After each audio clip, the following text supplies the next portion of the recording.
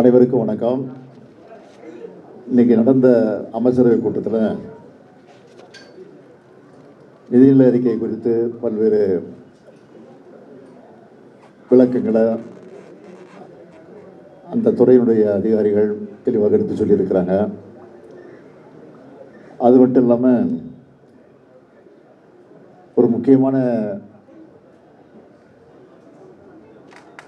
ஒரு முடிவு எடுத்திருக்கிறோம். அது என்னன்னா, அதுக்காக தான் உங்களை கூப்பிட்டுருக்குறோம். தமிழ்நாடு இன்றைக்கி மிகப்பெரிய உரிமை போராட்டத்தை நடத்த வேண்டிய சூழ்நிலைக்கு தள்ளப்பட்டிருக்கு. ஆகவே வருகிற 5ஆம் தேதி அனைத்து கட்சி கூட்டம், அதாவது பதிவு பெற்றிருக்கும் தேர்தல் ஆணையத்தில் ரெஜிஸ்டர் ஆகிருக்கக்கூடிய 40 கட்சிகளை அழைக்க முடிவு செஞ்சு இன்றைக்கு நாங்கள் அவர்களுக்கெல்லாம் கடிதம் அனுப்ப போகிறோம். எதுக்குன்னு கேட்டிங்கன்னா, தொகுதி மறுசீரமைப்பு விஷயமா. ஏன்னா தொகுதி மறுசீரமைப்பு பேரில் தென்னிந்தியாவுடைய தலைக்கு மேலே ஒரு கத்தியை தொங்கிக்கிட்டு இருக்கு. இப்போ எதுக்காக சொல்கிறேன்னா, எல்லா வளர்ச்சி குறியீடுகள்லையும் முதன்மை மாநிலமாக இருக்கக்கூடிய தமிழ்நாடு கடுமையாக பாதிக்கப்பட்டிருக்கு. இப்போ தமிழ்நாட்டில் மொத்தம் 39 தொகுதிகள் இருக்குது. நாடாளுமன்ற தொகுதிகள் 39 இருக்குது. இதை குறைக்கிற அபாயம் ஏற்பட்டிருக்கு. ஒன்றிய அரசு 2026ஆம் ஆண்டில் மக்களவைத் தொகையினுடைய எண்ணிக்கையை மறுசீரமைப்பு செய்ய போகிறாங்க. பொதுவாக இதெல்லாம் மக்கள் தொகையை கணக்கிட்டு தான் செய்யப்படுது. மக்கள் தொகை கட்டுப்படுத்தல் என்பது இந்தியா நாட்டுடைய மிக முக்கியமான இலக்கு. அந்த இலக்கை பொறுத்த வரைக்கும் நம்ம தமிழ்நாடு வெற்றி பெற்றிருக்கு. அது எல்லாருக்கும் தெரியும். பல 10 ஆண்டுகளாக வெற்றிகரமான குடும்ப கட்டுப்பாடும், பெண்கள் கல்வி மற்றும் சுகாதார முன்முயற்சிகள் மூலம் நாம் இதை சாதிச்சிருக்கிறோம். மக்கள் தொகை குறைவாக இருக்கிற காரணத்தினாலேயே நாடாளுமன்றத்தினுடைய எண்ணிக்கையும் குறைக்க வேண்டிய ஒரு சூழ்நிலை ஏற்பட்டிருக்கு. இப்போ நாடு முழுக்க இருக்கக்கூடிய மக்களவை அடிப்படையில் தொகுதிகளை பிரித்தா தமிழ்நாட்டில் இருக்கக்கூடிய தொகுதிகளில் 8 தொகுதிகளை இழக்க வேண்டிய ஒரு சூழ்நிலை ஏற்பட்டிருக்கு. அதாவது இனி தமிழ்நாட்டுக்கு 39 எம்பிகள் இருக்க மாட்டாங்க, 31 எம்பிகள் தான் இருப்பாங்க.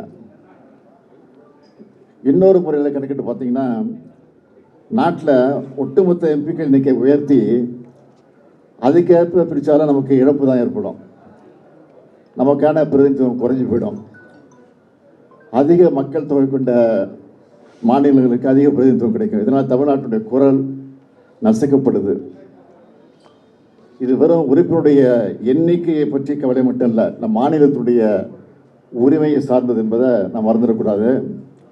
தமிழ்நாடு எதிர்கொள்ளவிருக்கக்கூடிய பல முக்கியமான பிரச்சனைகளை தமிழ்நாட்டை பொறுத்த வரைக்கும் அனைத்து அரசியல் கட்சிகள் மற்றும் தலைவர்கள் எல்லாம் ஒன்றிணைந்து முதற்கட்டமாக இந்த கூட்டத்தை ஏற்பாடு செஞ்சுருக்கிறோம்.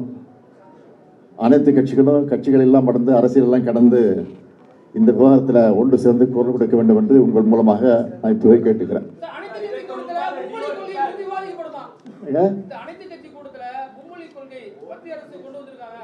அதாவது இது அனைத்து என்ன கேட்டீங்க, மும்மொழி கொள்கை மட்டும் இல்லை, நீட்டு பிரச்சனை,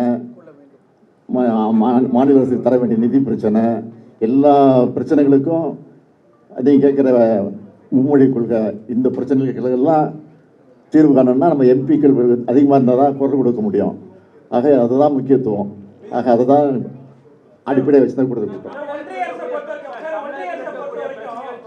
தொடர்ந்து கடிதம் எழுதியிருக்கீங்க, அரசியல் கட்சி தலைவர்கள் போராட்டம் மூலமாக முன்னெடுக்கிறாங்க. எதுக்கு?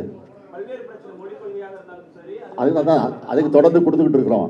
இது வந்து ஒன்றும் பதில் கிடைக்கல, அமைதியாக தான் இருக்கிறாங்க.